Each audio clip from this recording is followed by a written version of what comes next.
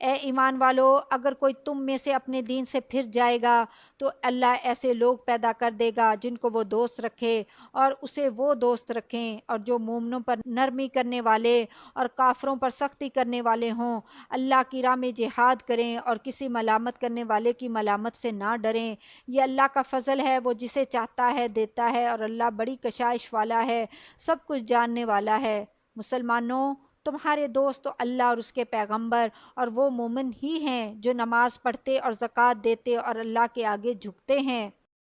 اور جو شخص اللہ اور اس کے پیغمبر اور مومنوں سے دوستی کرے گا تو وہ اللہ کی جماعت میں سے ہوگا، اور اللہ کی جماعت ہی غلبہ پانے والی ہے۔ اے ایمان والو، جن لوگوں کو تم سے پہلے کتابیں دی گئی تھیں ان کو اور کافروں کو جنہوں نے تمہارے دین کو ہنسی اور کھیل بنا رکھا ہے دوست نہ بناؤ، اور مومن ہو تو اللہ ہی سے ڈرتے رہو۔ اور جب تم لوگ نماز کے لیے اذان دیتے ہو تو یہ اسے بھی ہنسی اور کھیل بناتے ہیں، یہ اس لیے کہ سمجھ نہیں رکھتے۔ کہو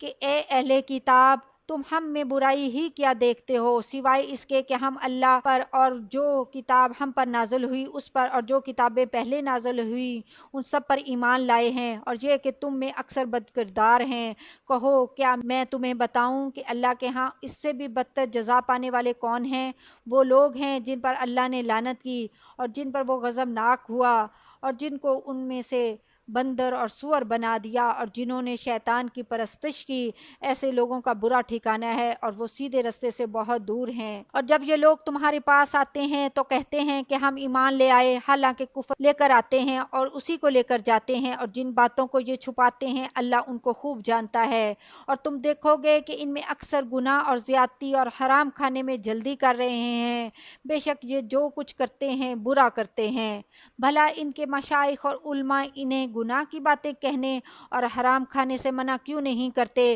بلا شبہ وہ بھی برا کرتے ہیں۔ اور یہود کہتے ہیں کہ اللہ کا ہاتھ بندھا ہوا ہے، یعنی اللہ بخیل ہے، انہی کے ہاتھ باندھے جائیں، اور ایسا کہنے کے سبب ان پر لعنت ہو۔ اصل یہ کہ اس کے دونوں ہاتھ کھلے ہیں، وہ جس طرح اور جتنا چاہتا ہے خرچ کرتا ہے۔ اور اے نبی، یہ کتاب جو تمہارے پروردگار کی طرف سے تم پر نازل ہوئی، اس سے ان میں سے اکثر کی شرارت اور انکار اور بڑھے گا، اور ہم نے ان کے درمیان عداوت اور دشمنی قیامت کے دن تک ڈال دی ہے۔ اور جب کبھی انہوں نے لڑائی کی آگ جلائی اللہ نے اس کو بجھا دیا، اور یہ ملک میں فساد کے لیے دوڑتے پھرتے ہیں، اور اللہ فساد کرنے والوں کو دوست نہیں رکھتا۔ اور اگر اہل کتاب ایمان لاتے اور پرہیزگاری کرتے تو ہم ان سے ان کے گناہ دور کر دیتے اور ان کو نعمت کے باغوں میں داخل کرتے۔ اور اگر وہ تورات اور انجیل کو اور جو اور کتابیں ان کے پروردگار کی طرف سے ان پر نازل ہوئیں ان کو قائم کرتے تو ان پر رزق مینہ کی طرح برستا کہ اپنے اوپر سے اور پاؤں کے نیچے سے کھاتے۔ ان میں کچھ لوگ میانہ رو ہیں اور بہت سے ایسے ہیں جن کے اعمال برے ہیں۔ اے پیغمبر، جو ارشادات اللہ کی طرف سے تم پر نازل ہوئے ہیں سب لوگوں کو پہنچا دو، اگر ایسا نہ کیا تو تم اللہ کے پیغام پہنچانے میں قاصر رہے،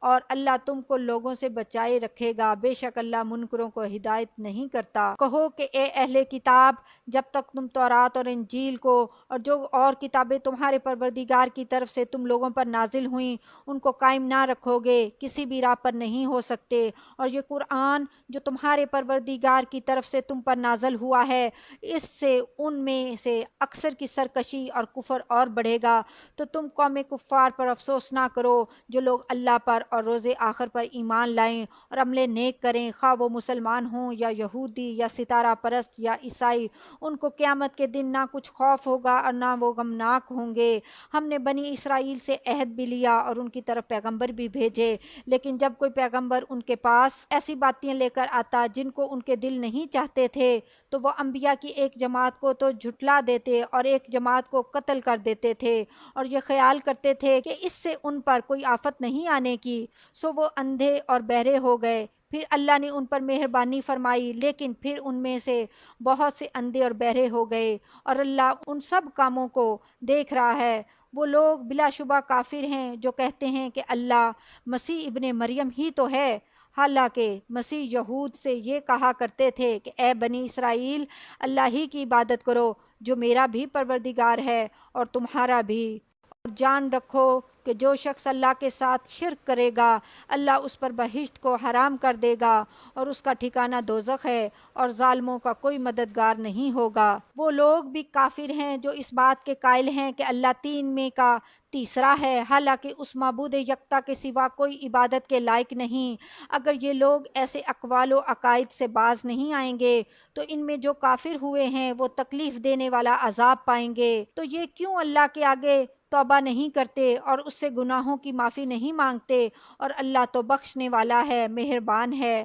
مسیح ابن مریم تو ایک پیغمبر ہی تھے، ان سے پہلے بھی بہت سے رسول گزر چکے تھے، اور ان کی والدہ مریم اللہ کی ولی اور سچی فرما بردار تھی۔ دونوں انسان تھے اور کھانا بھی کھاتے تھے۔ دیکھو ہم ان لوگوں کے لیے اپنی آیتیں کس طرح کھول کھول کر بیان کرتے ہیں، پھر یہ دیکھو کہ یہ کدھر الٹے جا رہے ہیں۔ کہو کہ تم اللہ کے سوا ایسی چیز کی کیوں پرستش کرتے ہو جس کو تمہارے نفع اور نقصان کا کچھ بھی اختیار نہیں، اور اللہ ہی سب کچھ سنتا ہے اور جانتا ہے۔ کہو کہ اے اہل کتاب، اپنے دین کی بات میں ناحق مبالغہ نہ کرو اور ایسے لوگوں کی خواہشوں کے پیچھے نہ چلو جو خود بھی پہلے گمراہ ہوئے اور اکثروں کو بھی گمراہ کر گئے اور سیدھے رستے سے بھٹک گئے۔ جو لوگ بنی اسرائیل میں کافر ہوئے ان پر داؤد اور عیسیٰ ابن مریم کی زبان سے لعنت کی گئی، یہ اس لیے کہ نافرمانی کرتے تھے اور حد سے تجاوز کیے جاتے تھے، اور برے کاموں سے جو وہ کرتے تھے ایک دوسرے کو روکتے نہیں تھے،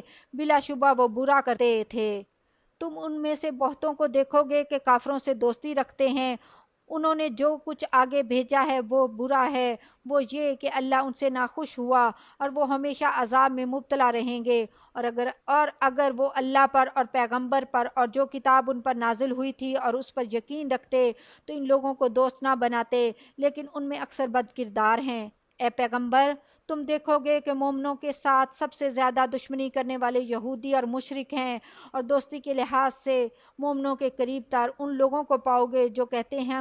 کہ ہم نصارہ ہیں۔ یہ اس لیے کہ ان میں عالم بھی ہیں اور مشائخ بھی، اور یہ کہ یہ تکبر نہیں کرتے۔